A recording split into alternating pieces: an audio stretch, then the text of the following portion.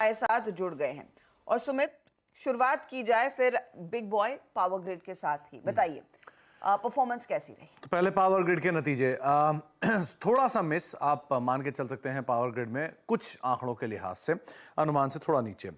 करीब करीब 3781 करोड़ रुपए का एक मुनाफा है। ये मुनाफा 3800-3900 करोड़ रुपए के आसपास अपर एंड पर अनुमान बता लगा रहा था। रेवेन्यूज फ्रंट पे 11900 करोड़ का एक अनुमान था, 11267 करोड़ रुपए का एक नंबर आता हुआ दिखाई पड़ा है। एबिटा फ्रंट पर 9908 करोड़ का एबिटा है, 10,000 प्लस का एबिटा का अनुमान बाजार ने लगाया था और मार्जिन अनुमान से बेटर है। मार्जिन में अनुमान था करीब करीब 85 से 86%, 87, 87.5 या फिर 88% के आसपास के मार्जिन आए हैं। ये एक पार्ट है। बोर्ड ने करीब 4 रुपए पर शेयर के आसपास का डिविडेंड का ऐलान किया है। अनुमान बाजार लगा रहा था करीब 8800 करोड़ रुपए के आसपास का FY24 के लिए कंपनी का केपेक्स था और करीब करीब 1,88,000 करोड़ रुपए का FY32 तक करीब एक बड़े केपेक्स की बातचीत पहले से की जा चुकी है। तो ये कुछ चीज़ें हैं जो कि पावर ग्रिड के नंबर्स में, लेकिन स्लाइटली अनुमान से नीचे ये नंबर्स आते हुए दिखाई पड़े हैं। अनुमान से नीचे नंबर्स आए हैं, लेकिन स्पेस को लेकर काफी ज्यादा वैसे भी एक्शन पहले देखने को मिला है। अब बेहती जी बताइए, पोजीशनिंग कैसी है पावर ग्रिड की? आज के लिए ट्रेड क्या बनेगा? जी अर्षिता मैम, ओवरऑल स्ट्रक्चर तो पावर ग्रिड और पूरे स्पेस में बहुत ज्यादा बुलिश बनी हुई है और जिस हिसाब से पावर ग्रिड अपने 52 वीक हाई के पास ट्रेड कर रहा है वो काफी इंप्रेसिव है। जो रीसेंट हाइस था अक्टूबर मंथ में जो लगा था, वापस उसी लेवल्स को अप्रोच कर रहा है 208। इसका ब्रेकआउट अगर 209 के ऊपर क्लोज रहता है तो इसमें एक बहुत बड़ा मूव हम यहाँ से देख सकते हैं 216 तक के लेवल से। तो कोई भी डिप आए उसमें भी खरीदारी की सलाह है। जिनके पास लॉन्ग है 206 का एक एसेट मेंटेन करे और 216 के टारगेट्स के लिए इसमें पोजीशन में बने रहे। के टारगेट के लिए इस पोजीशन को होल्ड कीजिएगा, ये है पावर ग्रिड पर राय। अच्छा मानस, तैयार रखिएगा आप दीपक नाइट्राइट का चार्ट, क्योंकि हम सब जानते हैं कि ये जो सारी केमिकल कंपनियां हैं वहां पर आजकल फिर तेजी की हवा चल रही है। दीपक नाइट्राइट के नंबर्स सुमित बताइए कैसे रहे हैं? देखिए, दीपक नाइट्राइट के केस में रादर पूरे केमिकल स्पेस में आपने कोई भी नंबर उठा लीजिए, चाहे SRF के हों, आरती इंडस्ट्रीज के हों, जुबिलेंट इंग्रेविया के हों, सबके नंबर थोड़े थोड़े स्टेबलाइजेशन के साइन देने लग गए हैं। तो Q-on-Q नंबर से पिकअप आ रहा है, YoY नंबर आपको वीक दिखाई पड़ रहे हैं। तो लेकिन दीपक नाइट्राइट नंबर दोनों ही पैरामीटर में थोड़े बेटर है। रेवेन्यूज करीब 9% टूटा है, मुनाफा 18% के आसपास बढ़ा है, 205 करोड़ रुपए इस तिमाही के अंदर कंपनी का मुनाफा आया है। एबिटा फ्रंट पे करीब 302 करोड़ रुपए का एक एबिटा का नंबर है, 271 करोड़ रुपए के सामने आता हुआ दिखाई पड़ा है और मार्जिन रफली 14% से बढ़ के 17-17.5% की रेंज में कहीं आता हुआ दिखाई पड़ रहा है। और एक इंटरेस्टिंग पार्ट ये भी है कि दीपक नाइट्राइट केस में जो Q-on-Q बेसिस पे नंबर है वो भी आपको पिकअप होते हुए दिखाई पड़ रहा है। तो YoY तो नंबर अच्छे हैं ही, लेकिन Q-on-Q में भी नंबर में पिकअप आया, जो कि अनुमान से थोड़ा बेटर साइड पे आप माने चले, क्योंकि सबने अनुमान लगा रखा था कि YoY वीक होंगे और Q-on-Q पिकअप आएगा, लेकिन दोनों ही आधार पर नंबर पिकअप हुए हैं, तो शायद थोड़ा इंपैक्ट पॉजिटिव साइड पे आपको देखने को मिल सकता है। सीक्वेंशियली भी और एनुअली भी नंबर्स में इंप्रूवमेंट और ऑपरेशनली बहुत स्ट्रॉन्ग नंबर्स है। जिस तरह का मार्जिन हमने देखा है बढ़ते हुए, और इनका फिनोलिक्स का मार्जिन तो और भी सर्ज करता दिखाई दे रहा है। तो चार्ट्स पर बताइए मानस, अब टेक्निकली क्या किया जाए? कल तो थोड़ा सा ओवरहैंग था मुनाफा वसूली का इसमें। देखिए, मंडे को हर्षिता जी क्लियर कट रिवर्सल के साइन देखने को मिले थे। प्राइस ब्रेकआउट देखने को मिला था, जितने इंपॉर्टेंट मूविंग एवरेजेस थे उनके ऊपर स्टॉक निकला था, वहां पर काफी बेहतर वॉल्यूम देखने को मिले थे। कल थोड़ा प्रॉफिट बुकिंग देखने को मिला, लेकिन आई थिंक ये प्रॉफिट बुकिंग एक बाइंग अपॉर्चुनिटी है, क्योंकि जो रिवर्सल कैंडल बना है उसके टारगेट 2220 के आसपास के आते हैं। तो आई थिंक खरीदारी करने की राय रहेगी नीचे की तरफ। 2060 ये कैश लेवल से, वहां आपको स्टॉप लॉस लगाना है और 2220 आपके टारगेट रहेंगे 1 से 2 दिनों के लिए। 220 के टारगेट के लिए दीपक नाइट्राइट में एक अच्छी तेजी का मौका दिख रहा है। अच्छा आशीष चतुर्मोता, क्या आप लोगों ने भी अपने PMS में केमिकल स्टॉक्स में फिर निवेश करने की सलाह देना शुरू कर दी है या फिर रुक रहे हैं? हर्षदा, अभी हम थोड़ा वेट एंड वॉच में इसके अंदर अप्रोच रखे हुए हैं और थोड़ा स्टेबिलिटी का वेट कर रहे हैं, क्योंकि जिस तरह से अभी ग्लोबल सिनेरियो में एक आप देख रहे हैं स्ट्रेस बना हुआ है, तो ठीक है मार्जिनल रिकवरी इनके अंदर देखने को मिलेगी, बट हमें ये भी देखना है कि इनके मल्टीपल्स इस चीज को डिस्काउंट करते हैं, काफी हाई PE मल्टीपल पे स्टॉक ट्रेड कर रहे हैं और उस हिसाब से ग्रोथ को आने में थोड़ा समय लगेगा। बट ये बात सही है कि अगर से हम इनके अंदर भी जो 2 स्टॉक्स हमें काफी पसंद है और जिनको हम पॉजिटिव नजरिए से देख रहे हैं, एक तो है SRF और दूसरा है दीपक नाइट्राइट। ये 2 स्टॉक मुझे लगता है सबसे जल्दी रिकवरी आपको दिखाएंगे और इनके अंदर में बेस बहुत जल्दी बनेगा। तो मुझे लगता है कि इस तरह इस समय तो हमारे पास पोजीशन नहीं है, बट ये 2 स्टॉक SRF और दीपक नाइट्राइट हमें लगता है एक पॉजिटिव व्यू के साथ कंसोलिडेशन शुरू कर चुके हैं। में भी शायद प्राइस अप्रिसिएशन में कम से कम 1 क्वार्टर का एक समय लगेगा सिग्निफिकेंट अपसाइड के लिए, बट डेफिनेटली इन लेवल्स पर एक अक्यूमुलेशन इन स्टॉक्स के अंदर धीरे धीरे किया जा सकता है, और यही हमारी टॉप 2 पिक्स रहेगी पूरे केमिकल बास्केट के अंदर। ओके, चलिए धर्मेश कांत को भी जोड़ लेते हैं। अब धर्मेश जी, गुड मॉर्निंग। आपकी पिक पर आऊँ इससे पहले, केमिकल्स पर आपका क्या भी होगा फंडामेंटली? कोई स्टॉक आपको इन लेवल्स पर पसंद हो तो? गुड मॉर्निंग अनुज। देखिए, केमिकल्स में जैसा आशीष ने ये बोला कि वेट एंड वॉच है, और जो पी मल्टीपल इसलिए हाई दिख रहा है बिकॉज आपका जो अर्निंग से काफ़ी गिर गया है, और वहाँ पे रिकवरी अभी इमीडिएट तो आती हुई दिख नहीं रही है, बिकॉज यूरोप में सितंबर के मंथ में एक दिखा था कि वहाँ पर थोड़ी सी डिमांड ट्रैक्शन आई थी, जिसके कारण प्राइसेस बढ़े थे इंटरनेशनल मार्केट में, बट वो फिर से ठंडा होता हुआ दिखा है। और यूरोप प्रैक्टिकली आप देखें तो उन पर जीडीपी ग्रोथ वहाँ पर आ ही नहीं रहा, और डिमांड ट्रैक्शन जैसे जो छोटे केमिकल कंपनी है गुजरात में, अहमदाबाद में, उनके जो मैनेजमेंट से बात हुई तो अभी उनका ये मानना है कि जनवरी से पहले मीनिंगफुल ट्रैक्शन या टर्नअराउंड उनको दिखता नहीं है।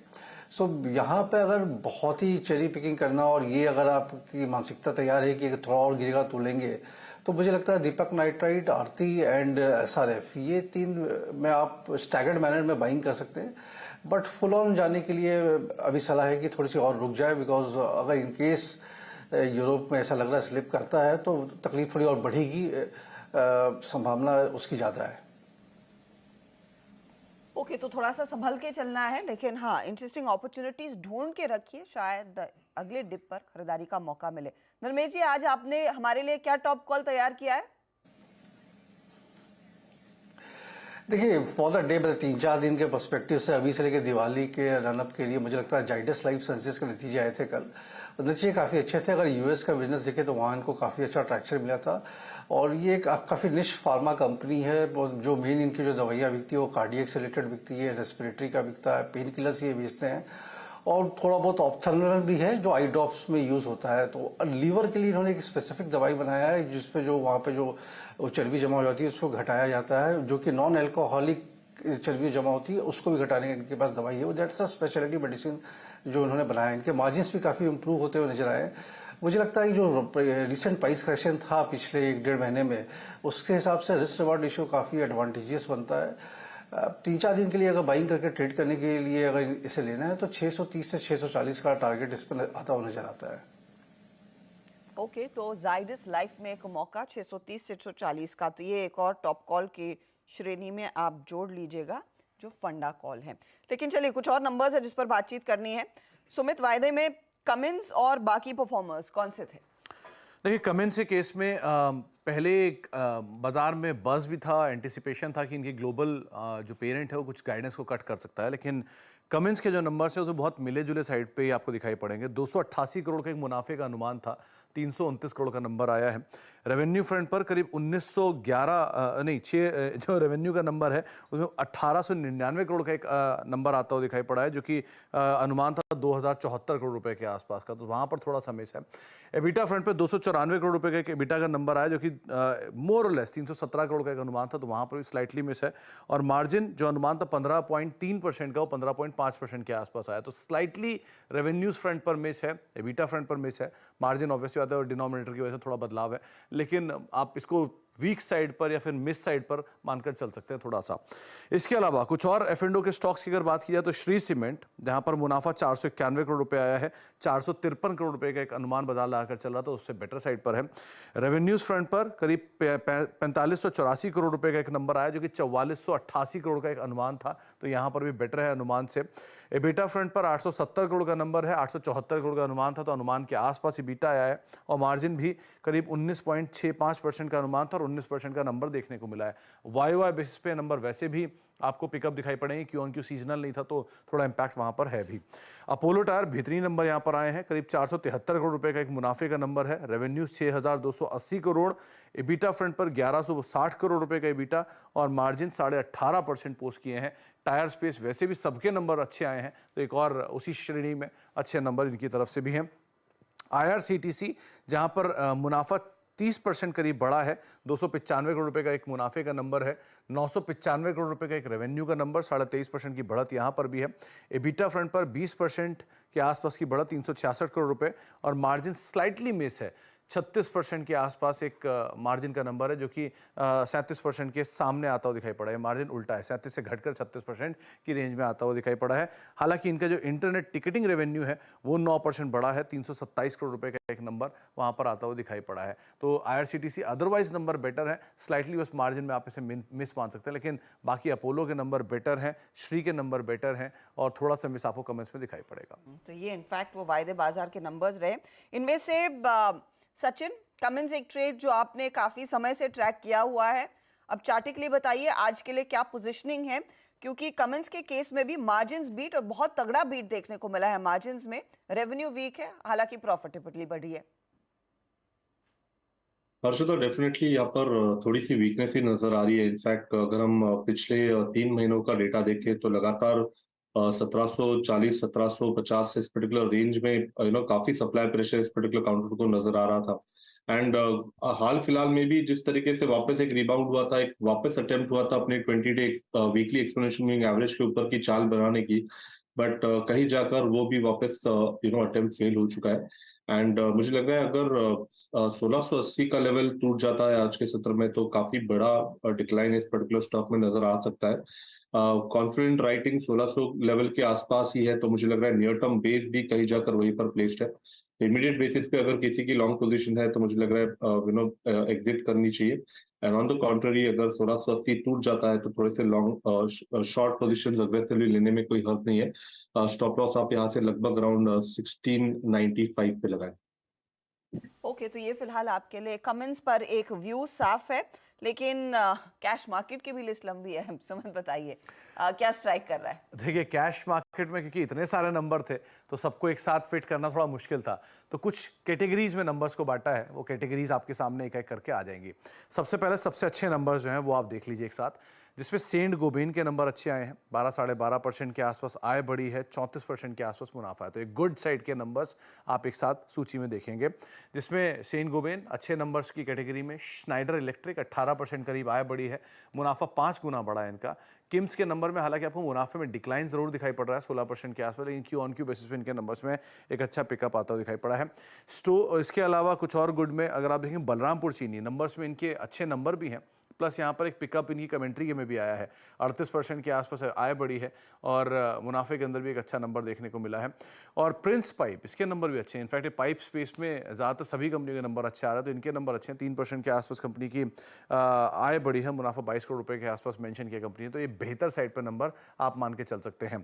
थोड़े मिक्स नंबर, मैं वीक नहीं बोलूँगा, मिक्स साइड पर जो नंबर है उनमें आया है लक्स इंडस्ट्रीज़ के नंबर, करीब 0.5% के आसपास इनकी आय बढ़ी है, मुनाफा 13% के आसपास बढ़ा है। विनाती ऑर्गेनिक्स में आपको नंबर इधर YOY बेसिस पे वीक दिखेंगे, Q भी स्लाइटली फ्लैट है। तो केमिकल के नंबर वैसे भी इसी तरह के आ रहे हैं। तो आय करीब 21% घटी, मुनाफा 27% घटा, लेकिन Q थोड़ा पिक है। स्टोव क्राफ्ट के नंबर में भी आपको Q में पिकअप दिखाई पड़ेगा, YOY में वीक है, 6-6.5% टूटा है और 43% के आसपास वो मुनाफा गिरा है। ग्रीव्स कॉटन के नंबर में आपको घाटा दिखाई पड़ेगा, लेकिन वहाँ एक एडजस्टमेंट है 300-350 करोड़ रुपए का, उसको एडजस्ट कर देंगे तो कंपनी का जो घाटा है वो मुनाफा आ जाएगा। तो ग्रीव्स कॉटन आय बढ़ी है, लेकिन एडजस्टमेंट की वजह से घाटा है, वो एडजस्टमेंट हटाएंगे एक्सेप्शनल आइटम का, तो थोड़ा पिकअप कर रहा है। मनाली पेट्रो 5.5% आय घटी है, मुनाफा इनका 6-7% बढ़ा है, इसलिए इसको मिक्स में डाला है। और इंड स्विफ्ट लॉफ, यहाँ पर मुनाफा 25% बढ़ा है और 6% के आसपास आय घटी है, हालांकि कल 6-7% चल चुका है, तो उस लिहाज से आप देखिएगा। थोड़े वीक साइड पर नंबर आपको दिखाई पड़ेंगे। सिंभावली शुगर के करीब 40 करोड़ का घाटा एक बार फिर आया है। ये पिछले साल भी 40 था, पिछली तिमाही में 11 करोड़ था, इस बार 40 करोड़ हो गया है, तो घाटा बढ़ा है इनका। और अपडेटर पहली तिमाही के नंबर आए इनके आई लिस्टिंग के बाद से, फिर भी वीक साइड पर दी है इन्होंने वाई और Q, तो इस लिहाज से आप इसके ऊपर नजर बनाकर रखेंगे। तो ये कुछ गुड बैड या गुड मिक्स और वीक साइड पर नंबर्स आप देख रहे हैं। तो गुड बैड अगले आपके सामने आ गया, कई सारे नंबर्स है जिस पर मार्केट रिएक्ट करेगा, लेकिन साथ ही आज दूसरी खबरें भी हैं। शुरुआत किसे करेंगे? इंडिगो। इंपॉर्टेंट खबर है ये आज के लिए, क्योंकि कंपनी के 30 से लेकर 35 एयरक्राफ्ट ग्राउंडेड होने की बातचीत है। ये उस सब है जबकि ये कंपनी ऑलरेडी डोमिनेट करती है मार्केट शेयर में, 50% प्लस मार्केट शेयर है, प्लस कंपनी के ऑलरेडी 40 ग्राउंडेड एयरक्राफ्ट जो है वो ग्राउंडेड है। अब उसके बाद 30 से 35 और ग्राउंडेड होने की बातचीत है, जो कि मार्च 2024 तक होने की बातचीत है। ये PNW इंजन की जो इनके इश्यूज ऑलरेडी चल रहे हैं उसी के मद्देनजर ये एक और अपडेट आता हुआ दिखाई पड़ रहा है। तो इंडिगो के ऊपर और स्पाइस जेट रादर दोनों के ऊपर आप नजर रखेंगे कि इस तरह की पीक सिचुएशन में अगर ऐसी खबर कंपनी देती है तो दूसरी एयरलाइंस के लिए भी इम्पैक्ट कर सकती है। तो उस लिहाज से आप इसके ऊपर नजर रखेंगे। SJVN जहां पे UPCL से कंपनी को 200 मेगावाट सोलर प्रोजेक्ट खरीदने के लिए एक करार किया है। UPCL यानी कि उत्तराखंड पावर कॉर्पोरेशन लिमिटेड, इसके साथ एक करार है। करीब ₹2.5 पर यूनिट पे बीकानेर सोलर प्रोजेक्ट से यूनिट्स खरीदेगी और करीब 1000 मेगावाट के आसपास ही कुल इसकी कैपेसिटीज है। तो SJVN पॉजिटिव साइड पे इसका इम्पैक्ट। ट्राइडेंट कंपनी ने एक टेरी फैब्रिक के नए पेटेंट को अप्रूवल मिला है US से। ये इनका मेजर मार्केट भी है और वहीं से अप्रूवल भी आया है। और साथ ही साथ कंपनी के लिए एक इंपॉर्टेंट पार्ट ये है कि वेट प्रोसेसिंग टेक्निक का इस्तेमाल किया जाएगा। ट्राइडेंट वैसे भी उन जोन्स में जहां से आमतौर पर घूमता है, तो उस लिहाज से भी आप नजर रखेंगे। इसके अलावा लुपिन कंपनी की इन्वोकेमिट के जेनरिक को USFD की तरफ से एक अप्रूवल आया। डायबिटीज की एक दवा है बेसिकली, जिसको अप्रूवल आया USFD की तरफ से, इस लिहाज से आप नजर रखेंगे। और लास्टली BL कश्यप, जहां पे कंपनी को 271 करोड़ रुपए के ऑर्डर मिले हैं। ये ऑर्डर का इम्पैक्ट है यहाँ पे आता हुआ दिखाई पड़ सकता है, तो इस लिहाज से भी आप इस पर नजर रखेंगे। तो कई सारे स्टॉक्स जहां पर आज खबरों का इम्पैक्ट देखने को मिलेगा, लेकिन इंटरग्लोब एविएशन एक तरफ कच्चे तेल नरम पड़ रहा है, वो पॉजिटिव है, लेकिन इनके कुछ और विमान 30 और विमान ग्राउंड हो सकते हैं। वो प्रैट एंड विटनी वाले इंजन्स के मसले को लेकर बताइए राजेश जी, इंटरग्लोब एविएशन कल तो स्टॉक तेजी में था, लेकिन ये तो एक सेटबैक रह सकता है। हर्षदा जी, डेफिनेटली मुझे लगता है कि ये सेटबैक मिलेगा। इनफैक्ट चार्टिकली अगर आप देखें तो काउंटर में कहीं वीकनेस नहीं है, रादर यहाँ पे स्ट्रेंथ ही है। 2580 के आसपास है, मुझे लग रहा था ये करीबन 2600-2620 एक बार के लिए हिट करेगा, लेकिन जैसे कि न्यूज है तो यहाँ पे डेफिनेटली गैप डाउन होगा। प्रोबेबली जो लेवल हमें वॉच करना है वो इनिशियली रहेगा 2500, और अगर हम थोड़ा सा इसे वक्त दे, थोड़ा पोजिशनल पॉइंट ऑफ व्यू से सोचे तो 2480, तो अब 2500 2480 ये इसका क्लस्टर है। अगर इसके नीचे टूटता है फिर ये जो तेजी थी हर्षदा जी, ये निगेट हो जाएगी और इन दैट केस यहाँ पे एक शार्प फॉल आएगा। तो जिनके पास पोजीशन है उनका एक स्ट्रिक्ट स्टॉप लॉस होगा 2480 और नया लॉन्ग फिलहाल के लिए अवॉइड। लेकिन एक चीज़ मैं कहूँगा हर्षदा इंटरग्लोब के बारे में, ये कोई ना कोई रास्ता निकाल ही लेती है कंपनी। और अब सोचिए इतने प्लेन्स ग्राउंडेड होने के बावजूद इसके नंबर्स आपने देखे थे कि किस तरीके के नंबर से डिलीवर कर रही है। एक बार वो इशू सॉल्व हो जाएगा, उसके बाद नंबर्स की ट्रेजेक्टरी क्या बन जाएगी ये सोचिएगा। तो मेरे ख्याल से तो ये मार्केट का प्राइस एक्शन आपको कुछ कह रहा है। ऑब्वियसली अपने ऑल टाइम हाई से करेक्ट हुआ है ये स्टॉक, लेकिन फिर भी ये उस तरीके का स्टॉक है जो मुझे लग रहा है कि अगले 2-3 साल तक न्यू हाइज बनाता रहेगा। इसमें बस वो एक बीच में दिक्कत रहेगी, वो जो फाउंडर का जो स्टेक सेल बीच बीच में आता रहेगा, वो ठीक है, वो भी एब्जॉर्ब हो जाता है मार्केट में बहुत फटाफट, तो उसमें भी कोई दिक्कत नहीं है। लेकिन स्ट्रांग है, वैसे काउंटर स्ट्रांग है, बीच बीच में ये सब चीज़ें चलती रहेंगी यहाँ पर। तो बीच बीच में थोड़ा बहुत ऊपर नीचे वाला एक्शन चलता रहेगा, लेकिन हाँ, कंपनी सबसे ज़्यादा मार्केट शेयर होल्ड करती है। कंपनी की सबसे ज़्यादा दरअसल यील्ड है, कैपेसिटी आगे बढ़ाना चाहते हैं। थोड़ा सा सेटबैक है ज़रूर कि 30 और विमान, लेकिन वो मार्च तक बात हो रही है। होपफुली तब तक अगर सिचुएशन में कुछ सुलह निकल कर आ जाती है या फिर किसी और पार्टनर से ये यहाँ पर विमान लीज पर भी ले लेते हैं, वहाँ पर I am sure there is light at the end of the tunnel.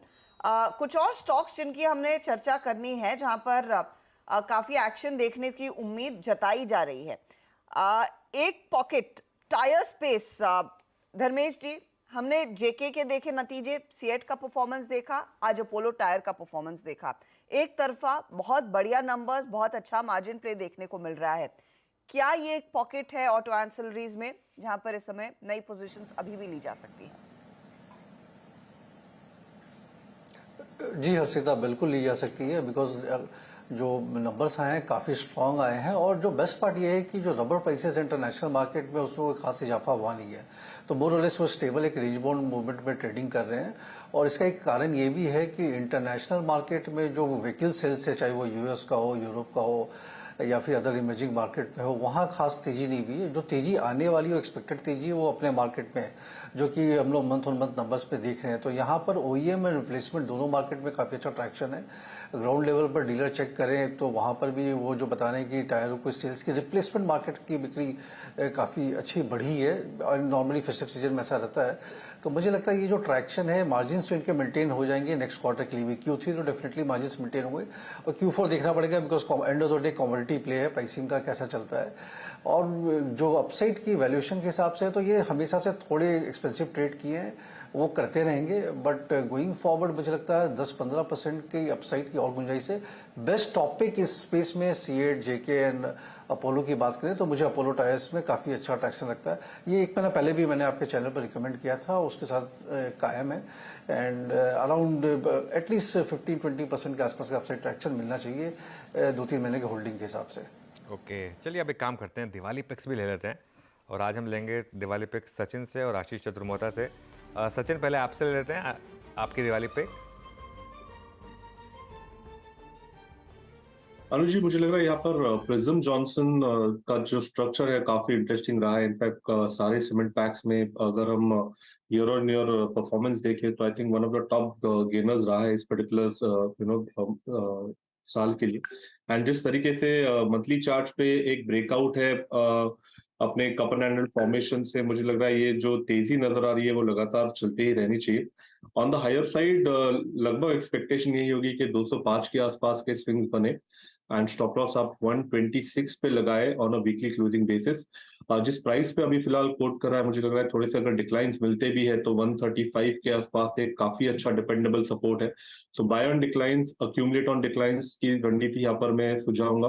135 तक आपको इसे अक्यूमुलेट करना है अपने पोर्टफोलियो में, 126 का स्टॉप लॉस लगाना है वीकली क्लोजिंग बेसिस पे एंड 205 का लक्ष्य नजर आ रहा है पैटर्न के लिहाज से। तो सचिदानंद उतेकर का दिवाली पटाखा आपके लिए प्रिज्म जॉनसन है। 205 के टारगेट के लिए तेजी करे, स्टॉप लॉस भी नोट कीजिएगा जो 126 पर लगा सकते हैं। आशीष चतुर्मोहता जी बताइए क्या है दिवाली तोहफा? जी, तो हजरा हमारा पुराना फेवरेट रहा हुआ है स्टॉक, और डिस्क्लोजर है कि स्टॉक पोर्टफोलियो में भी हम ओन करते हैं, और स्टॉक है टाटा एलेक्सी। काफी अच्छा एक मेजर टेक्निकल ब्रेकआउट हमें स्टॉक में नजर आया, जहां पर स्टॉक ने ऑलमोस्ट 1 साल के कंसोलिडेशन को ब्रेकआउट किया और बहुत ही स्ट्रॉन्ग वॉल्यूम से किया। ऑन अ 1 मंथ एवरेज अगर से आप देखें तो स्टॉक का वॉल्यूम करीब 1,80,000 शेयर ट्रेड होता है, जो अब 7 लाख शेयर का कल के सत्र में हुआ। तो एक बहुत ही बढ़िया राउंडिंग बॉटम के फॉर्मेशन से स्टॉक निकला, जिसमें टेक्निकली हमारा मानना है कि 7,000 पे एक बहुत ही लॉन्ग टर्म बेस अब स्टॉक बना चुका है। और इस बेस को अगर से हम देख के थोड़ा लॉन्ग टर्म प्रोजेक्शन ले तो मेरा मानना है स्टॉक अपने पुराने ऑल टाइम हाई को क्रॉस करेगा, और 11,000 तक के स्तर भी आपको टाटा एलेक्सी के स्टॉक में देखने को नजर आएंगे। अब जहां तक इस थीम की बात है तो हम जानते हैं केस थीम, जो कि कनेक्टेड ऑटोनोमस शेयर्ड मोबिलिटी और इलेक्ट्रिक व्हीकल, एक बड़ा मेगा ट्रेंड है, और इसके अंदर में केपीआईटी जैसे स्टॉक कंटिन्यूसली नए ऑल टाइम हाई बना रहे हैं। वहां पर पे हमें लगता है एक स्ट्रॉन्ग पेरेंटेज की कंपनी टाटा एलेक्सी है। मार्जिन प्रोफाइल अगर से आप टाटा एलेक्सी की कंपेयर करें चाहे केपीआईटी से या एलटीटीएस से, तो 30% की एबिट मार्जिन टाटा एलेक्सी बना रहा है, जबकि बाकी जो प्लेयर्स हैं वो 20 से 22% की रेंज में ट्रेड कर रहे हैं। तो ये मुझे लगता है बहुत ही बढ़िया वैल्यू एडेड प्रोडक्ट्स के साथ काम करते हैं, जिसकी वजह से मार्जिन इनकी काफी स्ट्रॉन्ग रहती है। और अभी क्योंकि थोड़ा सा हम देख रहे थे मीडिया और जो हेल्थ केयर सेगमेंट है वहां पर पे एक डी ग्रोथ पिछले कुछ समय से देखने को मिल रही थी, इसकी वजह से ओवरऑल जो ग्रोथ ट्रेजेक्टरी है वो इतनी स्ट्रांग नहीं थी, पर ट्रांसपोर्टेशन जो सेगमेंट था वो काफी अच्छा ग्रो कर रहा था। तो हमारा मानना है कि धीरे धीरे जब ये ग्रोथ आपकी वापस आएगी, मार्केट इस स्टॉक को बहुत ही बढ़िया तरह से रिवॉर्ड करेगा। और अपने कोर पोर्टफोलियो में वैसे भी टाटा एलेक्सी जैसा स्टॉक लॉन्ग टर्म के लिहाज से होना चाहिए। हम तो इसकी चर्चा ऑलमोस्ट 500 रुपए से कर रहे हैं और इसको हर लेवल पे हमने रिकमेंड किया, बट अब क्योंकि टेक्निकली एक बहुत बढ़िया ब्रेकआउट हुआ है, मुझे लगता है रिस्क रिवॉर्ड अब करंट लेवल्स पर काफी फेवरेबल स्टॉक में नजर आता है। बता दें कि मनी कंट्रोल पर दिए गए विचार एक्सपर्ट्स के अपने निजी विचार होते हैं। वेबसाइट या मैनेजमेंट इसके लिए उत्तरदायी नहीं है। यूजर्स को मनी कंट्रोल की सलाह है कि कोई भी निवेश निर्णय लेने से पहले सर्टिफाइड एक्सपर्ट की सलाह लें।